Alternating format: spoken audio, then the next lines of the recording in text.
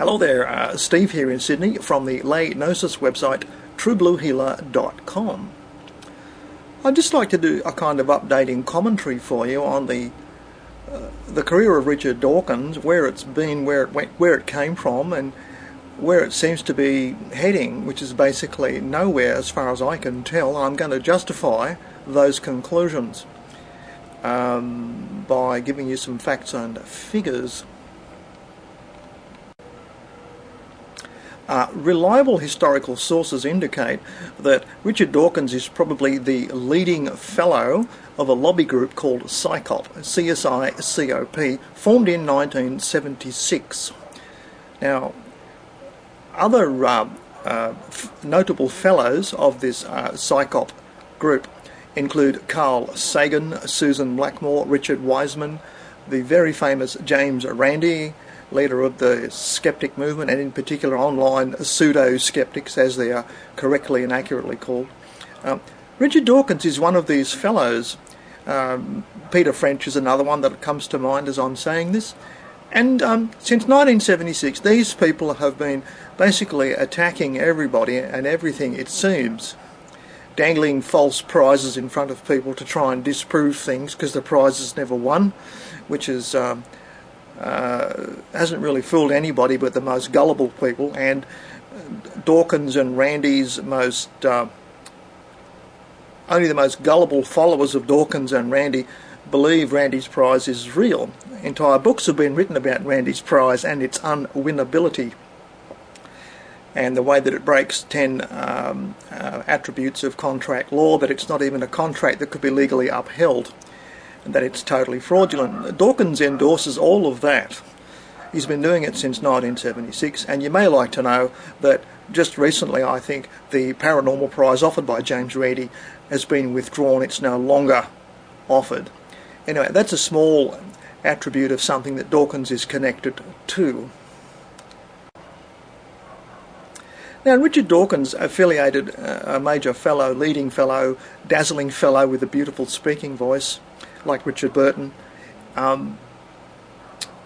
is a fellow of this CSICOP, which is actually an organisation set up by another group.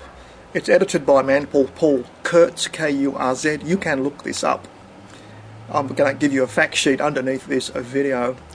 And believe it or not, there's a group of people called the American Humanist Association, and they were hijacked by a raving Stalinist called Corliss Lamont, who spent millions of dollars doing his very best to protect communism and Stalinism. The major plank of its philosophy is that it cannot be a god, and they work on the idea of telling people who hate religion that they should become good communists instead, and that will deliver to them a workers' paradise. Now, Corliss Lamont was horrified to find that his beloved Marxism was severely threatened by the scientific research of a single parapsychologist, Mr. J.B. Ryan, who in the 1950s proved irrefutably precognition and telepathy. Irrefutably proven was it. The humanist organisation which Corliss Lamont, the fabulously wealthy Stalinist heir to a fortune, furiously attacked J.B. Ryan, personal attacks, calling him insane, for goodness sake, calling a notable scientist insane because he was simply proving, with lots and lots of statistical analysis, telepathy and precognition were quite genuine natural events that everyone can do, using populations of some 50,000 people and millions of trials. This has been proven, you see.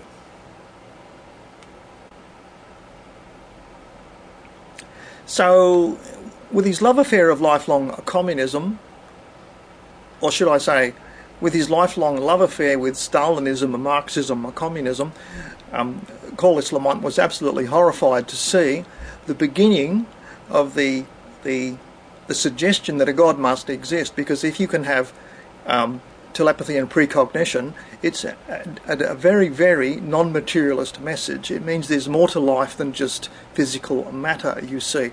And it's the end of Stalinism, Marxism, basically. So he set up a militant wing of his humanist group, and it's called PSYCOP. And it's the Committee for Debunking Paranormal and Religious Claims, basically. I'm paraphrasing it, but that's really what it is and always was. And Dawkins jumped up to be a fellow of this organisation. He was engaged, and it still is engaged as a fellow of PSYCOP 30, 40 years later. The vociferous abuse that they heaped on, the personal criticisms they heaped on parapsychologists over the next 30, 40 years, all done by PSYCOP.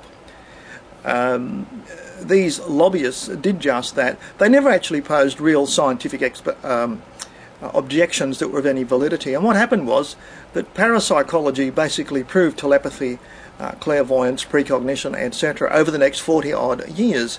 In fact, even Richard Wiseman, a leading skeptic from this group, one of its fellows, was shown when his arithmetic was corrected that even he had accidentally proven precognition and telepathy in his own experiments, you see. So, what goes now with Richard Dawkins? What's happening? What's happening to the movement that he hoped would sweep religion off the face of the earth? Well, something rather humorous has come up. It's terribly ironic.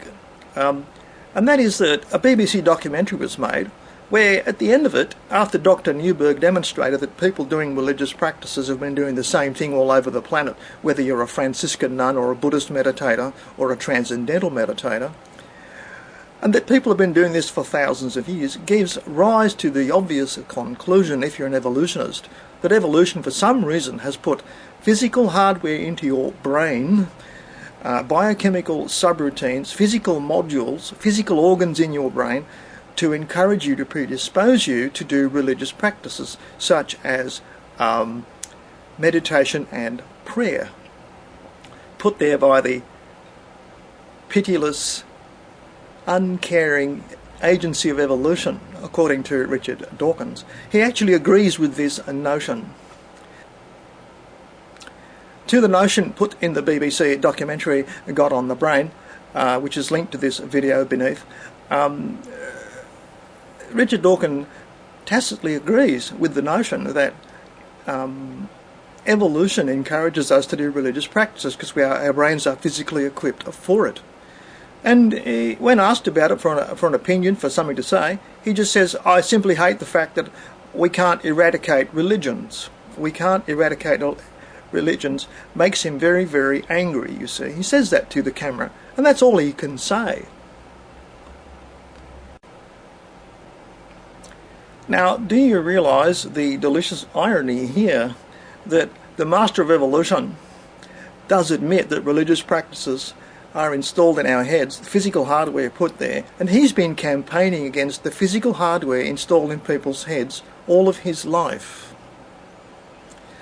Dr. Newberg very nicely describes it all in the documentary, God on the Brain, BBC Horizon Doco, and here we got the world's greatest evolutionary expert, we are led to believe, certainly propagandist for evolution.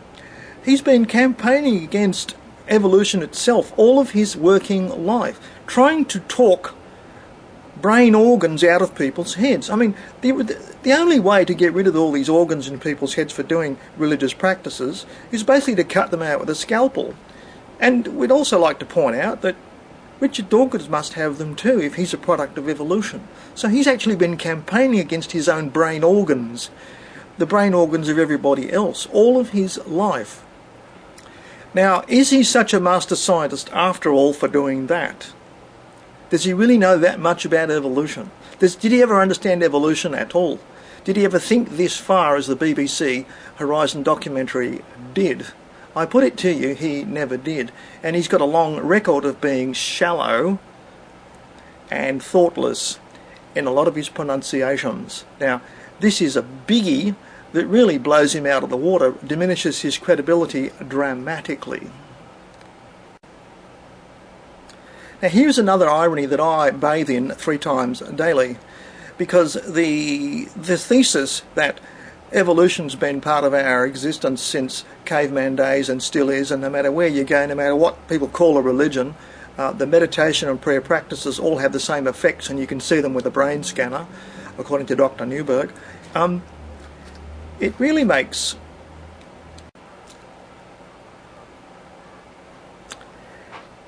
It really explains why so many atheists behave with religious fervour preaching evolution, because they've got the same brain hardware causing them to adore something from afar, something they love so dearly with religious fervour.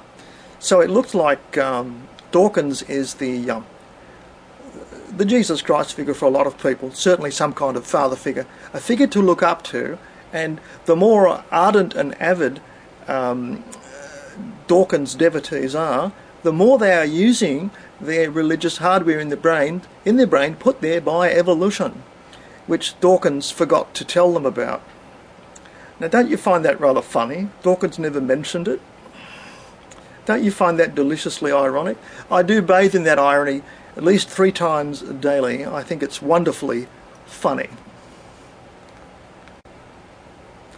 If that's not enough to diminish Dawkins to a virtual zero and really piss off his devotee following, there's all around the world awakening, and I'll say this in the middle of the year 2012.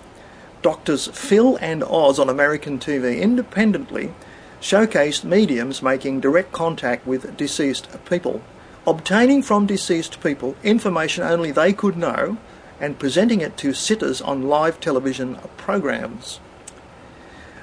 This is proof of afterlife being widely spread all around the world, and with repeats and going into multiple languages, this is going to be seen by hundreds of millions of people. So Richard Dawkins has been a total failure. His whole life has been devoted to a complete waste of energy, a wasted life he has led, I'm afraid. Now, if you say, for all the people who hang on televised pictures of Richard Dawkins, that television's not really evidence, only when I'm watching my hero Dawkins, television shows are not real evidence, well, what if police contact a TV program to solve crimes using mediums? It's already been done. It's been going on for 4 or 5 years now. A program called Sensing Murder. New Zealand police lead the world in solving crimes using 2 different mediums on 2 different days to go over the same crime scene, and miraculously they get the same name of the murdered person, 2 mediums on 2 different days. They come up with the same name of the murdered person, and the murdered person also names the perpetrator, the person who committed the crime. And guess what? The police verify this. The police verify this. They are far more trustworthy skeptics than all the fake pseudo-skeptics like Richard Dawkins and all his fellows from Psychop.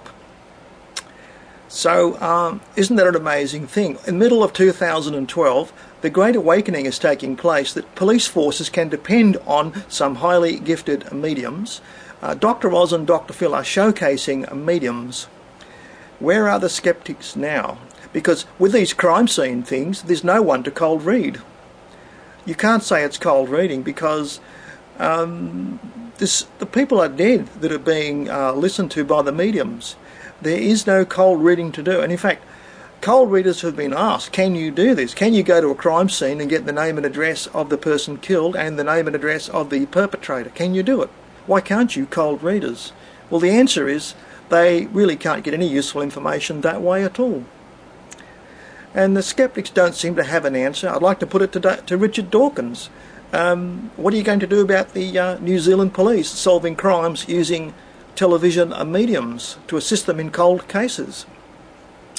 I think this is a devastating blow 3 times over, basically annihilating the skeptic movement.